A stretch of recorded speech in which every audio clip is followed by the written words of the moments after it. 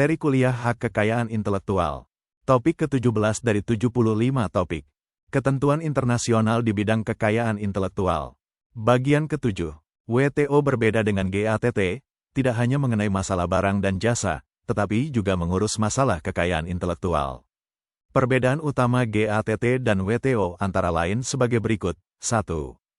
GATT bersifat ad hoc dan sementara waktu. Persetujuan umum tidak pernah diratifikasi oleh parlemen negara anggota dan tidak mengandung ketentuan bagi penciptaan suatu organisasi. 2. WTO menjadi anggota GATT secara resmi, merupakan suatu teks legal. 3. GATT hanya memasukkan perdagangan barang, WTO mencakup baik barang maupun jasa dan kekayaan intelektual. 4. Sistem penyelesaian sengketa WTO lebih cepat dan lebih otomatis daripada sistem GATT yang lama. 5. WTO dan persetujuan-persetujuan di dalamnya bersifat permanen, dan sebagai organisasi internasional, WTO mempunyai aturan-aturan yang pasti dan diratifikasi oleh negara-negara anggotanya. Persetujuan-persetujuan WTO memuat bagaimana WTO berfungsi. Putaran-putaran pertama GATT pada umumnya difokuskan kepada upaya penurunan tarif. Penurunan tarif ini sudah berlangsung sejak pembentukan GATT pada tahun 1947.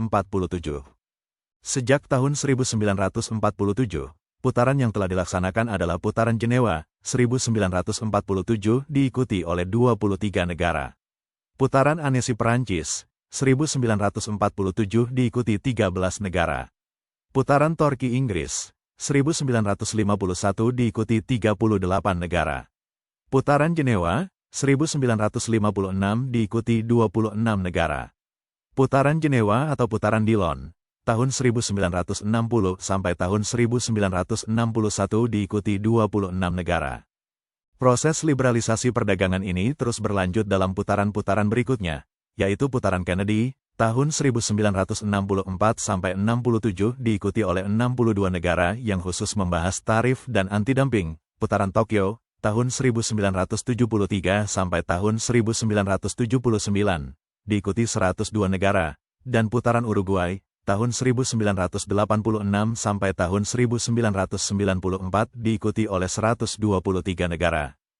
Negara anggota GATT adalah anggota WTO. Perlu dikemukakan di sini bahwa istilah anggota pada GATT bukan member tetapi contracting party. Hal ini merupakan konsekuensi dari status GATT yang sifatnya dengan meninjau sejarah berdirinya organisasi. Karena itu pula, negara-negara yang ikut serta dalam GATT tidak tepat untuk disebut anggota karena memang sebutan anggota, member, hanya menunjuk pada istilah peserta atau pihak pada suatu organisasi internasional. Oleh karena itu, untuk GATT yang bukan organisasi ini, istilah yang tepat adalah contracting party. Pada dasarnya, ada dua cara untuk dapat menjadi anggota WTO. Berdasarkan pasal 33 GATT, menjadi anggota berdasarkan prosedur normal. Untuk itu, diperlukan suatu putusan 2/3 mayoritas suara dari negara anggota. Untuk dapat menjadi anggota maka aksesi negara tersebut harus disetujui oleh contracting parties. Dalam kenyataannya, untuk mendapatkan persetujuan ini tidaklah mudah. Ada cukup banyak persyaratan yang perlu dipenuhi, misalnya komitmen negara tersebut mengenai kebijakan perdagangannya dan kemungkinan kebijakan perdagangan negara pemohon di masa depan. Cara kedua adalah melalui cara sponsorship berdasarkan pasal 26 ayat 5c. Pasal ini ditujukan khusus terhadap negara-negara yang baru merdeka dan sebelum merdeka, negara itu berada di bawah penguasaan suatu negara anggota GATT. Struktur organisasi pada WTO mengikuti struktur yang terdapat dalam GATT 1947. Badan tertinggi dalam GATT, yaitu Contracting Parties, dalam WTO menjadi Ministerial Conference. Adapun organnya sebagai berikut. A. Ministerial Conference, merupakan badan pengambil keputusan tertinggi yang bersidang sedikitnya sekali dalam 2 tahun. Ministerial Conference mempunyai kekuasaan untuk mengambil keputusan atas segala persoalan yang diatur dalam suatu multilateral trade agreement, jika dikehendaki oleh satu anggota, sesuai persyaratan khusus bagi pengambilan keputusan dalam perjanjian ini dan dalam multilateral trade agreement lain yang relevan. B.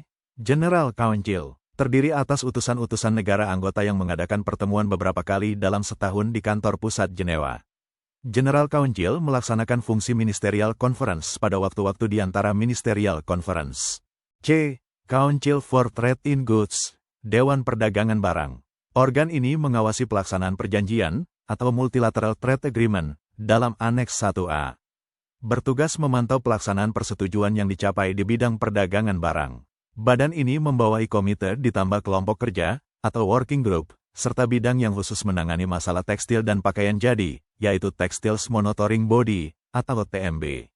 Komite di bawah Council for Trade in Goods adalah Komite Market Access, Komite Agriculture, Komite Sanitary and Phytosanitary, Komite Rules of Origin, Komite Subsidies and Countervailing Measures, Komite Anti-Dumping Practices, Komite Import Licensing dan Komite Safeguard. D. Council for Trade in Services, atau Dewan Perdagangan Jasa. Dewan ini mengatasi pelaksanaan General on Trade in Service, GATS, pada Aneks 1B. Dewan ini memantau pelaksanaan persetujuan yang dicapai di bidang perdagangan jasa. E. Council for Trade-Related Aspects of Intellectual Property Right, TRIPS. Dewan ini mengawasi pelaksanaan Agreement on TRIPS, Aneks 1C. Dewan ini bertugas memantau pelaksanaan persetujuan di bidang aspek perdagangan dari hak atas kekayaan intelektual. F. Dispute Settlement Body, atau Badan Penyelesaian Sengketa. Badan ini menyelenggarakan forum untuk menyelesaikan sengketa perdagangan yang timbul antara negara anggota. G. Trade Policy Review Body, atau Badan Peninjau Kebijakan Perdagangan.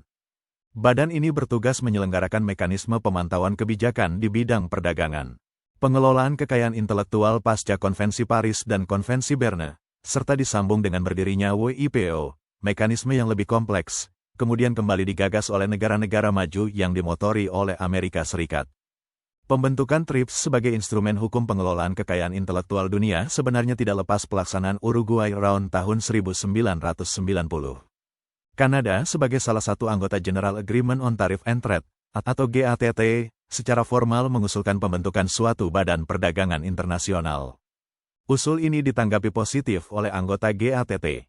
Pada bulan Desember tahun 1991, dikeluarkanlah suatu rancangan lengkap mengenai hasil-hasil perundingan yang di dalamnya mencakup pula usulan pembentukan suatu organisasi perdagangan internasional baru.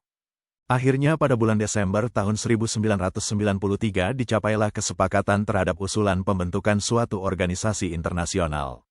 Usulan ini kemudian disahkan menjadi persetujuan akhir yang disebut dengan Persetujuan Pembentukan World Trade Organization, atau WTO, dan ditandatangani oleh negara-negara anggota GATT 1947 pada tanggal 15 April tahun 1994 di Marrakesh, Maroko. Persetujuan pembentukan WTO ini secara jelas menyatakan berdirinya WTO sebagai organisasi perdagangan internasional. Berdirinya WTO membawa perubahan yang signifikan dalam sistem perdagangan dunia.